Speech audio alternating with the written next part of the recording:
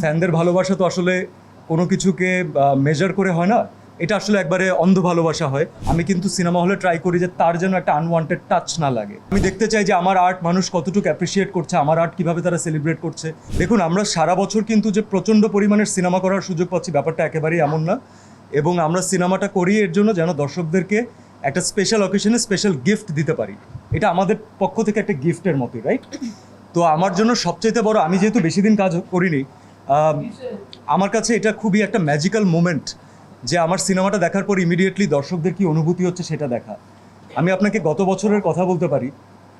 আমি গত বছর একটা ফিল্ম করেছিলাম জঙ্গলি, এবং আমি রিয়াকশন যখন আমি আমার অডিয়েন্সের দেখেছি সিনেমা হলে, সিনেমাটা শেষ হওয়ার পরে অনেক বাবা আছেন, অনেক মা আছেন যারা আমাকে জড়িয়ে ধরে কান্না করেছেন।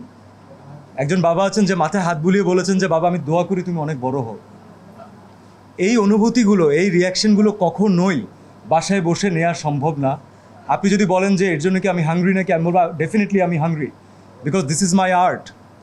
এবং আমি দেখতে চাই যে আমার আর্ট মানুষ কতটুকু অ্যাপ্রিসিয়েট করছে, আমার আর্ট কীভাবে তারা সেলিব্রেট করছে। আমি তাদের এই খুশির অংশীদার হতে চাই, তাদের হাসি কান্নার অংশীদার হতে চাই। হ্যাঁ, হয়তো এমন একটা সময় হবে যখন আমার যাওয়ার মতো আর অবস্থা থাকবে না। তো সেই অবস্থার আগেই যদি আমি সেই অবস্থা ভেবে মনে মনে সেই সুন্দর মোমেন্টগুলোকে মিস করি, তাহলে তো আমি শিল্পী হিসাবে আমার লাইফটা একটু অপূর্ণ থেকে গেল। তো এখন যেহেতু দুটা ঈদে জেনারেলি সিনেমা হচ্ছে, অথবা ঈদের বাইরে একটা দুটো সিনেমা হচ্ছে, আমার মনে হয় it's a very beautiful moment যে আমরা দর্শকদেরকে গিয়ে তাদেরকে ঈদ মোবারকটা জানাতে পারছি, তাদের আশীর্বাদ নিতে পারছি, তাদেরকে জড়িয়ে ধরতে পারছি। এটাই বা কতজনের নসিবে হয় বলেন? এটাই তো আর্টিস্টের সার্থকতা। একমাত্র স্মার্ট সিটি বসুন্ধরা, আধুনিকতায় এক ধাপ এগিয়ে। কোনো মানুষকে হেনস্থা করা, যে কোনো মানুষকে তার কর্মক্ষেত্রের জন্য অথবা কোনো জায়গা থেকে সে তার নিজের কাজটা করছে তার জন্য হেনস্থা করা এমনিতেই খুবই অরুচিকর একটা বিষয়। এবং সে যদি একজন নারী কর্মী হন তাহলে তো সেটা অবশ্যই, কারণ নারীদেরকে হেনস্থা করার আসলে অনেকগুলো ওয়ে আছে, যেগুলো আমরা জেনে শুনে সবাই সচরাচর সবাই রেসপেক্ট করি সেই জায়গাটাকে প্রোটেক্ট করার। যে আমার সাথে যদি আমার একজন সহশিল্পী নারীও যায়, আমি কিন্তু সিনেমা হলে ট্রাই করি যে তার যেন একটা আনওয়ান্টেড টাচ না লাগে। এটাতে কিন্তু এমন বিষয় না যে আমরা কেউ মহান হয়ে গেলাম। এই পুরো বিষয়টার রিজনই হচ্ছে যে বিকজ উই আর মেন। পৃথিবীতে আমরা এসেছি এই কাজটা করার জন্য, আমাদেরকে আল্লাহ তাআলা সেই দায়িত্বটা দিয়েছেন তাদেরকে প্রোটেক্ট করার, এবং আমরা আমাদের সাধ্যমতো চেষ্টা করব।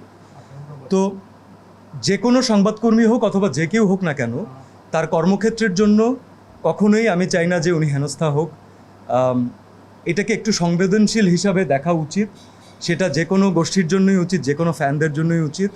ফ্যানদের ভালোবাসা তো আসলে কোনো কিছুকে মেজার করে হয় না, এটা আসলে একবারে অন্ধ ভালোবাসা হয়।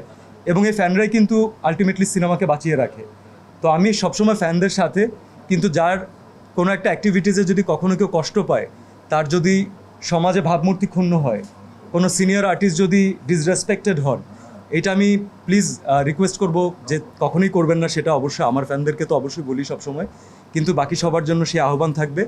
আর অপোজিট সাইড যেটা বলতে চাচ্ছিলাম সেটা হচ্ছে, আপনি এভাবে ভেবে দেখুন না যে সাকিবিয়ান যাদের কথা বললেন যে তারা সাকিব ভাইকে কতটুকু ওন করে, তারা কতটুকু ক্রেজি একটা সিনেমার জন্য অথবা একজন সিনেমার আর্টিস্টের জন্য কতটুকু ক্রেজি। এবং আপনি কিন্তু তাদেরকে কখনো বাদ দিয়ে বাংলা সিনেমার হিসাব নিকাশ করতে পারবেন না।